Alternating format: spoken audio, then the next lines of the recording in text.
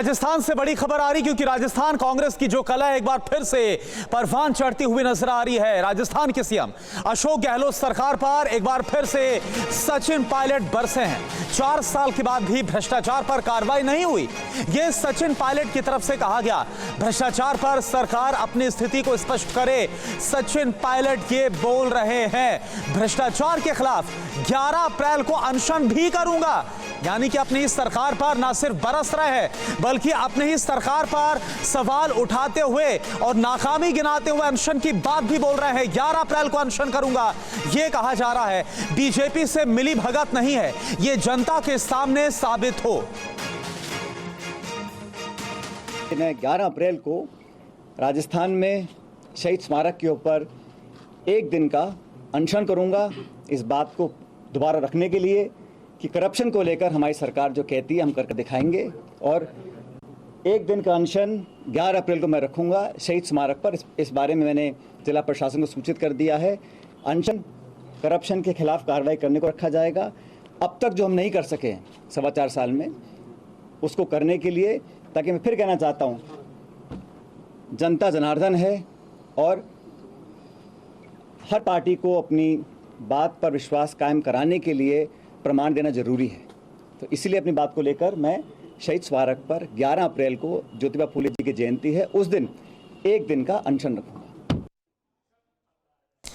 और चलिए इस पर और ज्यादा बात करने के लिए हमारे साथ हमारे 2 संवाददाता ध्वज आर्य जयपुर से लाइव जुड़े हुए हैं और कुमार विक्रांत हमारे साथ दिल्ली से। ध्वज, सबसे पहले मैं आपके पास आ रहा हूं। देखिए, इसमें कोई हैरानी नहीं है जिस तरह से सचिन पायलट ने एक बार फिर से अशोक गहलोत सरकार पर हमला बोला है, लेकिन आलाकमान की तमाम कोशिशों के बावजूद अपनी ही सरकार के खिलाफ ये बिगुल।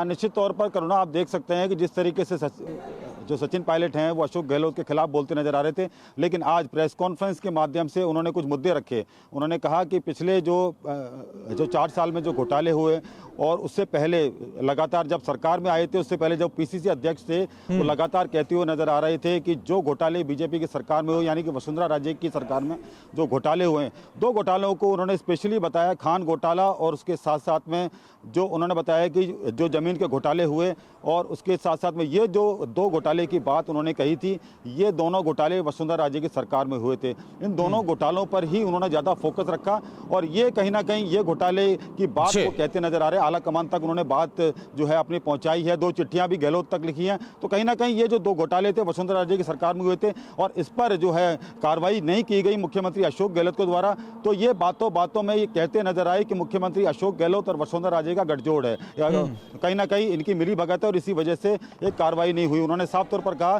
कि अब चुनाव में 6 से बिल्कुल, और सवाल यह भी है ध्वज कि इस तरह से खुलकर मीडिया के सामने आना और अपनी ही पार्टी और अपनी ही सरकार के खिलाफ इस तरह से सवाल उठाना, अशोक गहलोत पर फिर से निशाना साधना, अब इसको आलाकमान किस तरह से ले रहा है? हमारे साथ इस पर बात करने के लिए कुमार विक्रांत दिल्ली से जुड़े हुए हैं। कुमार विक्रांत, क्योंकि आने वाले वक्त में राजस्थान अब चुनावों का सामना भी करेगा और इससे पहले एक बार फिर से ये बड़ी सिर फुटबॉल साबित हो सकता है क्या कांग्रेस आलाकमान के लिए?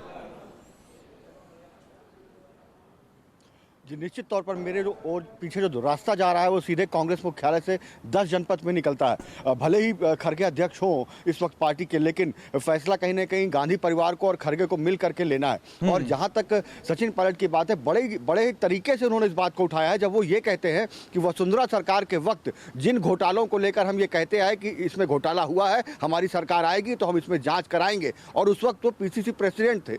तो इन मामलों पर 2 बार खत लिखा अशोक गहलोत सरकार को, अशोक गहलोत को, फिर भी जांच क्यों नहीं हुई? यानी वो वसुंधरा सरकार पर हमला के वक्त के बात कर रहे हैं, अशोक गहलोत सरकार ने कार्रवाई नहीं की, इस पर अशोक गहलोत को निशाने पर ले रहे हैं। और ऐसे में आला कमान को ये बता रहे हैं कि मैं जो वही बात कह रहा हूं जो हमने सत्ता में आने के लिए जनता से वायदा किया था। तो उन्होंने आला कमान को भी एक तरीके से उधेड़बुन में डाल दिया है। और जिस तरीके से अभी अशोक गहलोत लगातार चिरंजीवी योजना, राइट टू हेल्थ, इसको मॉडल के तौर पर देश भर में पेश कर रहे थे, और उस वक्त में पायलट ने जो उड़ान भरी है, निश्चित तौर पर इंतजार करिए जादूगर की ओर से भी कोई जरूर तगड़ा जवाब। बिल्कुल, तो अशोक गहलोत इस पर क्या जवाब देते हैं कि बकायदा जो प्रेस कॉन्फ्रेंस करके आरोप लगाए गए अशोक गहलोत सरकार पर, इस पर सभी को अब जवाब का इंतजार है।